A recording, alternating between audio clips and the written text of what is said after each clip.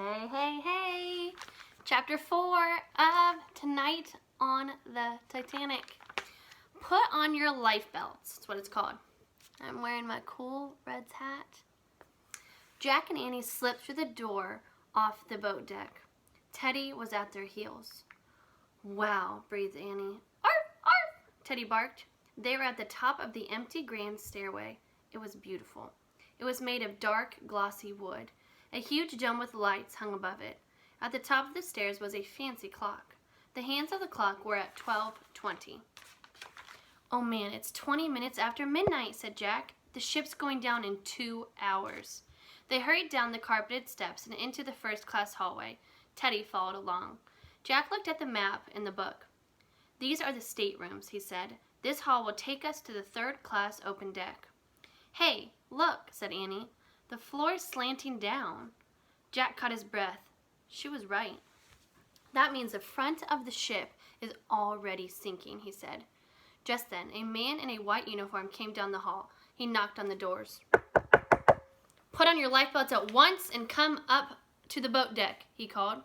Men and women stumbled out of their rooms. They wore elegant robes made of shiny cloth and velvet. What's going on? A woman asked.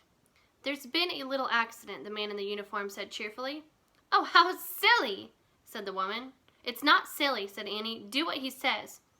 Arf, arf, Teddy barked, as if he agreed with Annie. Shh, Teddy, said Jack. He picked up the little dog. Then he and Annie hurried down the hall. They crossed the third-class open deck, where more people were standing. These people were not dressed in fancy clothes.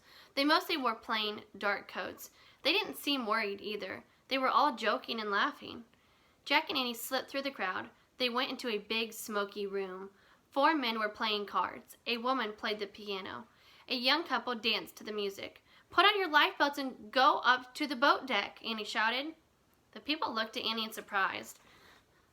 The card player smiled at her. She opened her mouth to yell again, but Jack pulled her out the door. Come on, he said. We have to get down to the third-class cabins before it's too late.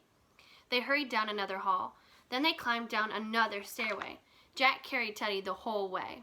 At the bottom of the stairs, they rounded a corner, and they both gasped. The floor was really slanting down here, and water sloshed at the end of the hallway. The Titanic is sinking, said Jack. But no one understands, said Annie. I know, said Jack. It made him feel terribly sad. Teddy whined. Jack buried his face in the little dog's fur. Come on, said Annie. She began banging on the cabin doors. The doors swung open. The cabins were all empty. The people from this hallway must be the ones up near the lounge, said Jack. Maybe we should go down to a lower deck. He started to walk back to the stairs, but Teddy began barking furiously. What's wrong with him, said Jack. I don't know, said Annie. Suddenly, the dog leaped out of Jack's arms. He charged down the hall. He was running straight toward the water. Watch out, cried Jack. He and Annie ran after Teddy. The dog began barking at a closed door. The door opened.